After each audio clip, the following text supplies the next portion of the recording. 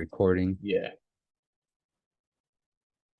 Well, what is up, everybody? Welcome back to a little preview. Jacob did it by himself yesterday. I was not able to join in, but we've been making waves. The past 4 days is our third straight winning day. Today, let's make it four. We're on a hot I streak right now, and we're hoping to continue it today. I'm not going to go over all my picks for tonight, but I will go over a lot of spreads you can take. Uh, these are a little easier to just kind of go over on the preview. So I'll definitely start going over those right now. I'm going to pull up Action Network here. Let me just pull it up, and then I'll I be able to did share go my 3 and screen. 4 if you follow me in the Discord, but I did hit the 2 unit play, so only lost zero point 0.4 units, which Yep. could have been a lot worse. Could have been 2 unit loss, but Mm-hmm. Yeah. But luckily, so again, that can happen. Bigger plays you can make. You can even have a losing record and still win. I think I was like 7-1 on Sunday, but I still made like 4 units because like a bunch of my 2 unit plays hit. But yeah, going in, I think we're gonna start with college basketball. We're gonna make an announcement on the VIP and the free chat soon, but we will be doing a couple educational kind of recordings in place of the breakdowns next week. We'll talk about preparation for March Madness, how to analyze trends, how to analyze stats within sports games. And although this will be catered a little more towards March Madness in terms of the systems we use and the tricks we use, you can still apply this to any sport, as we're going to be teaching some basic fundamentals of how to sports bet as well, like following line movement, following important stats. So definitely something to tune into. It's good to supplement our picks with, and it's good to start making your own picks. Sports betting can be very effective if you're able to really just learn the basics of it and be patient. So without further ado, let's kind of get into some of the games here. I'm only going to analyze a couple of the top 25 spreads, as I want to just go over the bigger ones. Jacob, you want to go over anything first while I check my notes quickly? I'll yeah. do your picks first. Um, Indiana just came off of a huge quote unquote upset Yeah. win against Purdue, the battle of Yeah. the teams. So good call on that. Unfortunately, I wasn't around. If I don't, if I bet it. My brother graduated from IU, so I'm obviously a Hoosiers fan. Um, but if I don't look at the charts before, then it's hard for me really to make a play if the other some other systems don't line up. So congrats, good call on that, Sam. Yeah. They're back again at home against Rutgers, which is one of the teams that beat them. I think they're the team that beat them gave them their first loss earlier in the year. So they're 4-point Mm-hmm. favorites. One system is going, obviously huge win, big in-state rival, taking down the number one team, huge boost. Excuse me. So usually a system would be to fade them, right? But it's just, I mean, IU fans playing in Bloomington is really really difficult. So I think that Indiana will come back, get them in the top 15 with the win over the 24th ranked Rutgers, the Scarlet Knights. So IU -4. Might be a little biased Yeah. opinion, but I think they have Trace Jackson Davis, who's arguably the top player in the league. He kind of showed out against Purdue against Ivy. So Yeah. yeah, So you have Indiana. yeah, -4. Same thing. I'm going to tail that as well. I really do like Indiana. I mean, we can go over a couple of the trends. In their head-to-head, Rutgers was the winner last time, but winning by 15. But this was still like 2 months ago, so this was back in December. Against the spread, obviously Rutgers has been a little better. I think these were, yeah, as you said, these were the two teams that beat Purdue. Um, Indiana, though, is very good at home. They've been a really good home team this season, especially against the spread. So I really like taking Indiana at home against a Rutgers team here, who is not as good on the road. They're kind of both very good home teams. So I think that's why Indiana is getting the 4.5 point advantage here. This, I think, would be a little more even if Rutgers was at home. But definitely Indiana's still a very good team. I mean, Rutgers has probably the slightly better offense than Indiana, but it's not too much better. Defensively, Rutgers is good, but and Indiana isn't great. So statistically, Rutgers does have a lot of the advantages, but Indiana seems to get the job done. I really like them as a team, and I really like them at home. That's where I see the big advantage. So I like Indiana -4.5 as well.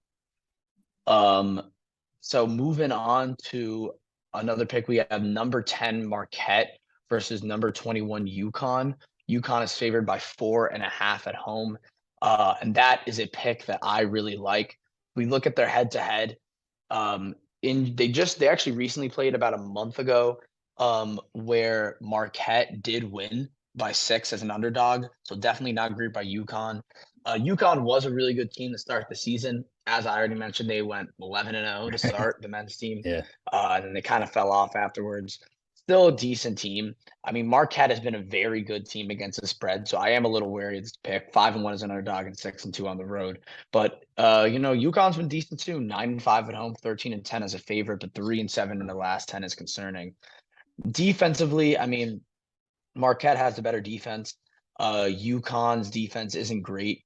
I mean, the Marquette defense is pretty good at limiting efficiency, but UConn doesn't shoot the ball too efficiently, anyways. So, especially from the line, field goal percentage and 3-point percentage. I mean, Marquette does an okay job at defending, but that's not going to affect UConn too much. If we go to their offenses, Marquette's offense is okay, while UConn's offense is very good. I mean, Marquette is a very efficient offense, especially in the 2-point, very good at getting downhill and getting to the rim. UConn's also good, though, overall, especially shooting the three, and they're also very good at the line. They're also 16th in offensive rebounds, which is very important. So honestly, UConn at home seems like a bit of a weird pick, but I really do like them. I'm gonna take them -4.5 at home as my second pick. Um, Yeah. moving on, you got anything on that game, Um, Jacob? yeah, I mean UConn is 7-6 in the Big East. I don't know if you saw that. So they're going to Huh? try and obviously get a Yeah. better seeding. As I mentioned yesterday, unfortunately didn't pan out. Team had lost 14 straight, ended up covering 16 and actually taking the upset. But yeah, being not making it very far in the Big East, obviously is one of the toughest conferences, but that's again going to be a difference between a 3 seed versus potential 6, 7, possibly 8 seed if they get knocked out first round. So I think UConn Mhm. definitely needs to turn it on. They are very, very good. I know they have a newer coach than the years Yeah. past, but they are a really good tournament time team. So they usually do turn it on towards the end of the year. So I do like that pick. All right. Um, moving on, I'm gonna do 3 picks here and 3 picks NBA. Um, TCU versus KSU, a rematch of the college football. So we're not the same, but the rematch of the college football um playoffs. We're not playoffs. What was it again? What was it called? Big What is that week called? The Big Ten, championship. right? Yeah, Well, I championship. mean, they're Big 12, but yeah, Big I 12, think that's what I meant.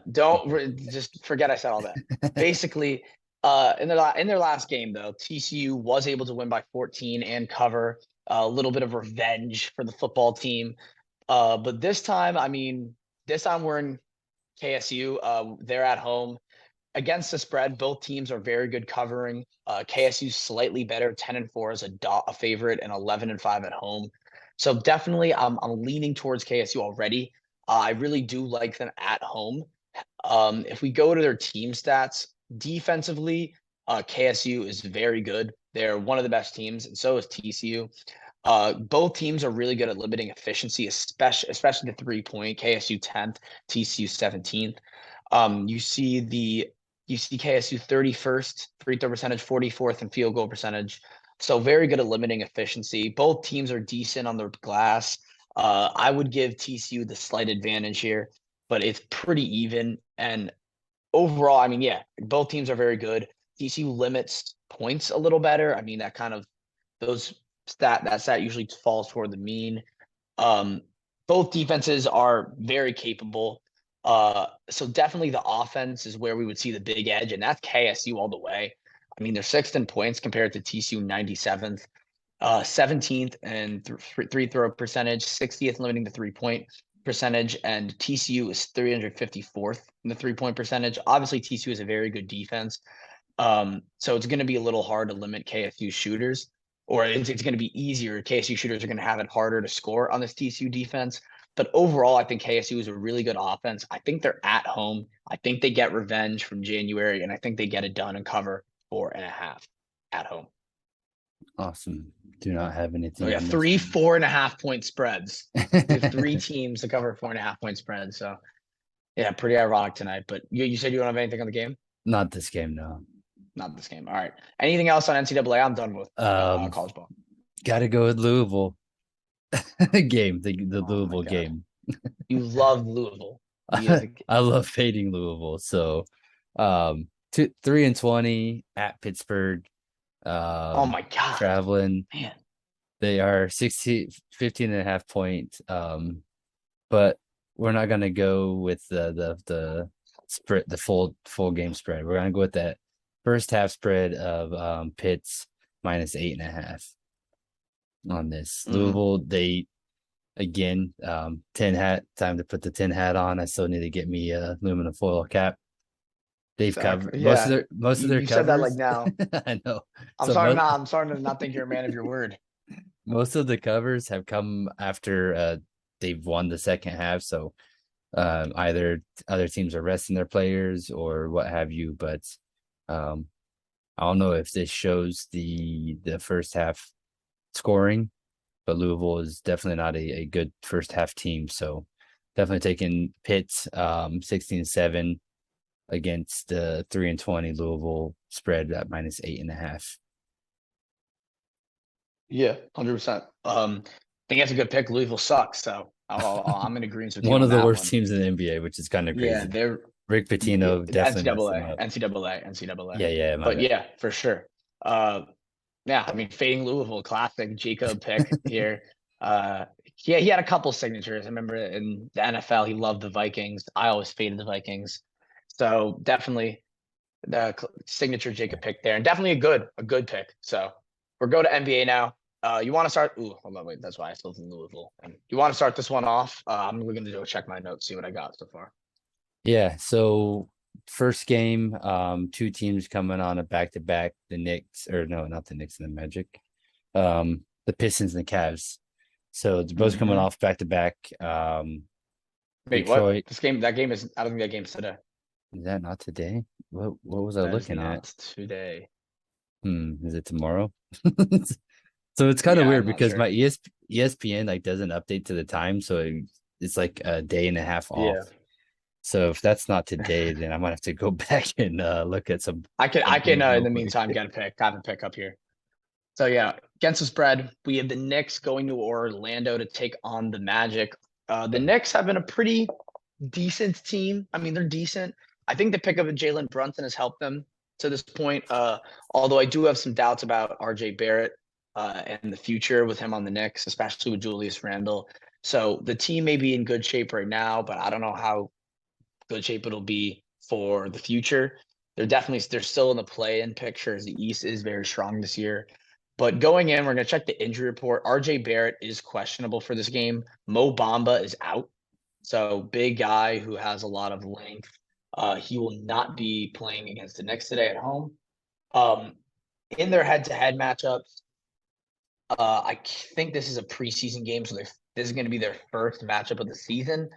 If it's not, then the next one, 115, 102, and covered 7.5. But I wouldn't take that in consideration as I don't know if that's when the season started. Actually, it is when the season started. So that is a regular season game. The Knicks did dominate. But honestly, I wouldn't factor too much into that. I actually think the Magic have gotten better as the years gone by. I think they had some young guys that needed to settle in, some rookies, like Banchero. Um, Okay, I'm blanking on the other Magic stars, but basically still had some guys that need to settle in.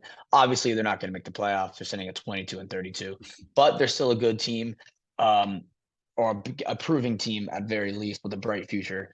And going into spread, I mean, the Magic have been very good at covering. They've been really undervalued in the market all season.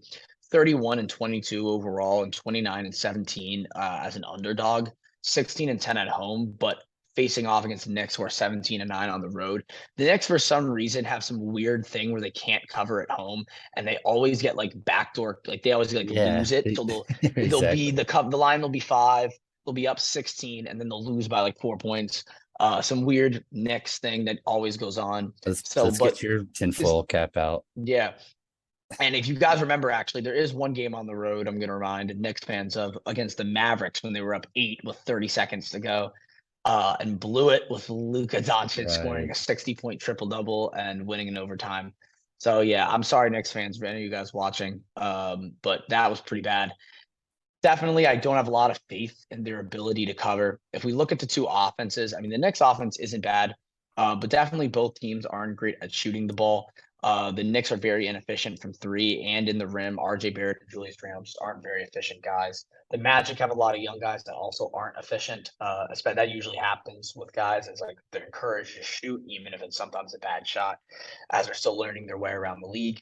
They are a little better than the Knicks at making free throws, as the Knicks often play big lineups, but the Knicks are very good at offensive rebounding, so that could be an advantage. If we look defensively, with both teams, this one's a little more interesting. The Magic actually have the better defense this season for the most part. Very good at stealing the ball, rebounding the ball. The New York Knicks defense is good at limiting efficiency. So definitely, I mean, they're a decent team. I think are the Magic coming off? The Knicks are coming off a back to back, right? Are they? Yeah, that's I Wait, think that's the reason. There's no way that this should be a 1 point spread. I'm really yeah, confused at this because the line. Knicks are coming up back to back, and they got to travel to Orlando.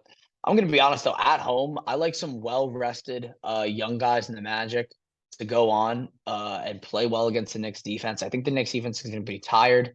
And honestly, the Knicks are good at limiting efficiency, but the Magic can win a game shooting inefficiently because bad shots won't affect their confidence. I like the Magic plus 1.5 at home in this game. So that's my pick for the NBA. Awesome. So we'll go to their props with Bamba out, obviously another edge that I like to get.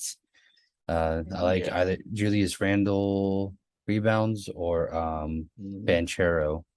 So let's see what they have. So Randall averages about Randall's at 11.5. so that's he averages about 10.8 and Yeah. Banchero. So I'd like the over 6.5 for Banchero. He averages 6.2 rebounds per game. So I think I would go with that. Again, for them to get 10 from 10 to 11 rebounds and 10 to 12 rebounds is really, really Mhm. difficult. Usually like they're actively going for that double double. And then they can kind of relax once they get that 10th rebound. So I like Banchero's over rebounds on this in this game over 6.5. I don't know what his points and rebounds are. Um, that might be Let another me prop as well. 26.5. Yeah, I like that as well. So either 26.5 points plus rebounds, you get a little bit better odds according to action off of his rebounds alone. So either over what was that, over 6.5 rebounds for Banchero or over Mhm. 26.5 points plus Points. rebounds. All right, perfect, perfect. Moving on. Uh, Atlanta. I think I have something in this game. Atlanta and New Orleans. The spread. Sorry, I didn't get you guys spread. Atlanta is close to a pick. I'm at plus 1.5, minus 120. The Pelicans are minus 1.5 at home. The Pelicans had a good start to the season. Been a little bad recently.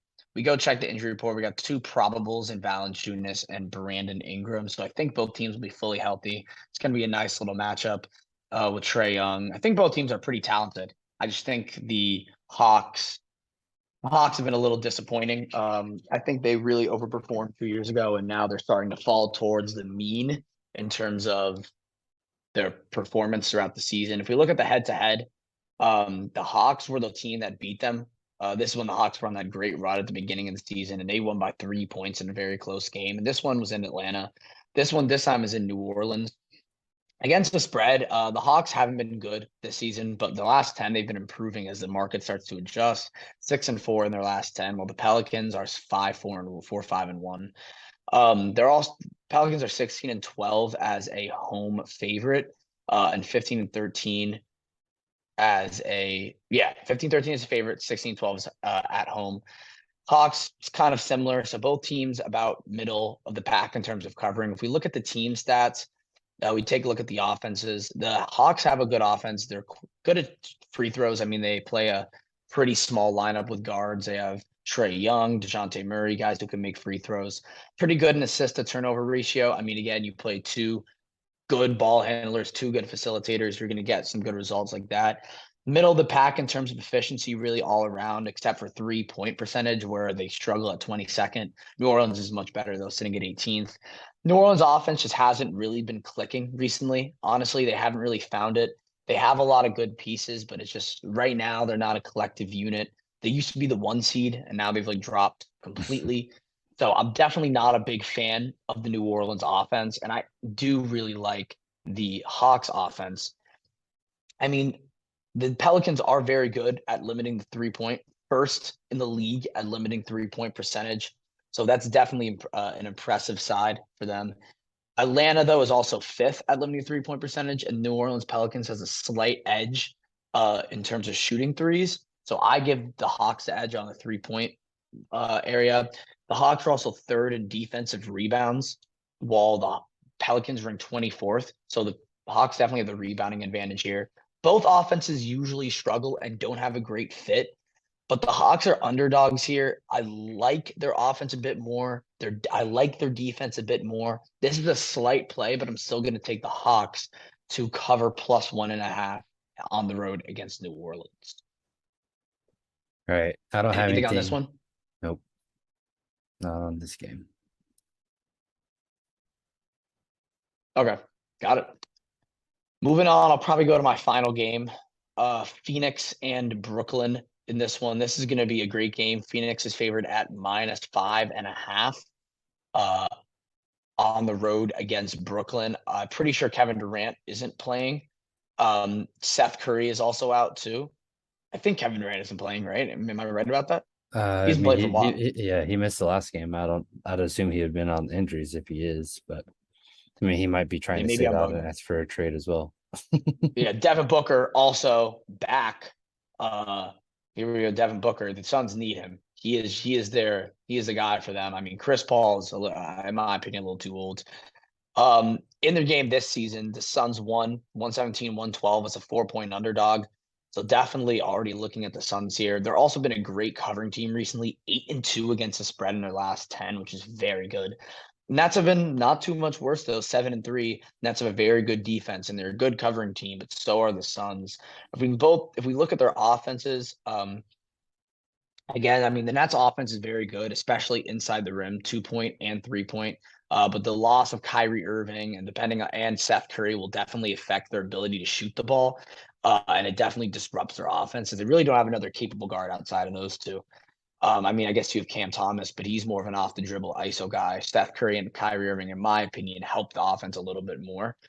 In Right. terms of efficiency, the Brooklyn Nets are pretty efficient inside the rim. They're a big team: Claxton, Simmons, Durant. I don't even know if Durant's playing. I'm assuming he's not, because I wouldn't see why the Nets would be 5.5-point dogs here. The Suns are Right. 4th in 3-point percentage, and they get Devin Booker back, so that's definitely going to be a big advantage for them on the outside. They're also 2nd to assist to turnover ratio. That's a Chris Paul effect on full display. 9th and 7th in offensive rebounds too. So they definitely have advantage in a lot of key statistics against the Nets here, even though they're on the road. And here we have, I mean, the Suns 5th in limiting points compared to the Nets 10th. I mean, the Suns have a lot of lengthy guys that can match up with Durant, even if he plays like Mikal Bridges. The Brooklyn Nets are very good at defending the rim, 1st in 2-point percentage, 4th in field goal percentage. But Devin Booker is really good at utilizing that mid-range game. It's kind of hard to stop him in there. A little bit of Kobe Bryant and Jordan-esque in that way. The Nets also have a horrible 3-point defense. They 28th. So just that's a glaring kind of thing to look at. And that, in terms of just the key numbers, the Suns have the advantage here. And this 5.5 seems like a good line, but a line that I really like. I like the Phoenix Suns -5.5 on the road against Brooklyn. Here, Jacob, you can go over quickly Yeah. So anything on this game. Kevin, So I'll be it right says back. it says Durant is out today, so definitely I like that line.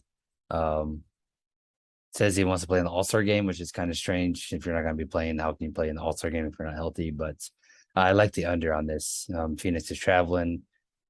Obviously, they're missing a lot of parts in Brooklyn, a lot of controversy going on. Booker might come back a little rusty. So yeah, under 225.5 is my pick on this game. All Uh, right, I'm done with my NBA yeah, picks. Do you have real anything quick, else you want to go over? we gotta talk about LeBron potentially breaking the record. I think he needs what Oh yeah, yeah, that's right. That's right. 36. I Actually, think we he do needs got to talk a little bit about I it. think he needs 36 tonight. If I'm not mistaken. He's at 32 and a half. Yeah, he Yeah. needs 36, but he's at 32 and a half. His So over under. but the thing is they have back-to-back games at Los Angeles, so he's going to break it in LA. Yeah. OKC I'm gonna just be got honest. I'm gonna take a player prop here. This is a complete like this is no analysis behind this at all. But I'm gonna take it. And it's LeBron under 32 and a half. Do we really think LeBron wants to beat the scoring record against the Oklahoma City Thunder? Come on now. He's not right. doing against the Thunder. I think He's gonna because do it against Giannis. no, the Like he's next gonna oh, he's gonna it is he's no against he's gonna score he's gonna score 26, 28, right? Realistically. right. I got LeBron under 32 and a half. That's my play for this one. Jacob, Awesome. you can Yeah, so and that's the make thing your play. too, is I always thought that he might try to break it against Golden State, two LA Yeah. teams, get all the fans Mhm. out there. Even oh gosh dang it. Guy in the Golden State, Draymond Green. He says if Draymond, he's yeah. like, if I have a game, I'm gonna miss a game to watch LeBron break the scoring record. So I like that pick Yeah. actually.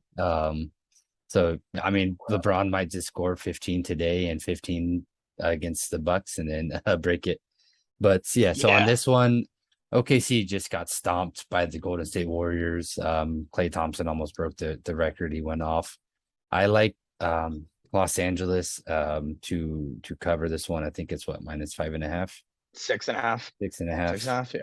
Yeah, so I like Los Angeles to cover -6.5, but I think I'm gonna switch that and go with LeBron under as well. Yeah. And Let's then sorry, go. LeBron one more under. It's a pick of one the more day. real quick. There is a was it Minnesota? No. Okay, well, yeah, we already covered it. Sorry. The Suns. So Phoenix kind of backwards, West Coast going to the East Coast, Phoenix and the Nets. I have that under. Even though it doesn't really work as well as East Coast to West Coast, but Mhm. still a lot of travel time and tired legs. So I'm sure you got to Yeah, get going. 100%. All right, yeah. I gotta go, and my Spanish teachers kicked me out of the room, so it's fine. But All right. basically, yeah, that's all we got for today. We got a couple good picks in against the spread. I will post a bunch of player props using data systems and other things. Yeah, I mean, thank you guys for tuning in. Awesome. Uh, I mean, I think we had a pretty good breakdown today. LeBron under is my play. I love LeBron under here. There's no way he beats. No way he does it against the Thunder. Come on, Should we guys. do a Let's all be. a Let's all be for real. Yes. tinfoil cap parlay? I'll get that together. Yeah. Perfect. We're So, gonna put in the Discord tinfoil hat. Uh, easily. Yeah. Okay. I mean, thank you everyone for tuning in. Uh, and I will see you guys in the next preview. awesome. Have a good day, Yeah. everybody. Take care. Have a good day. Every day.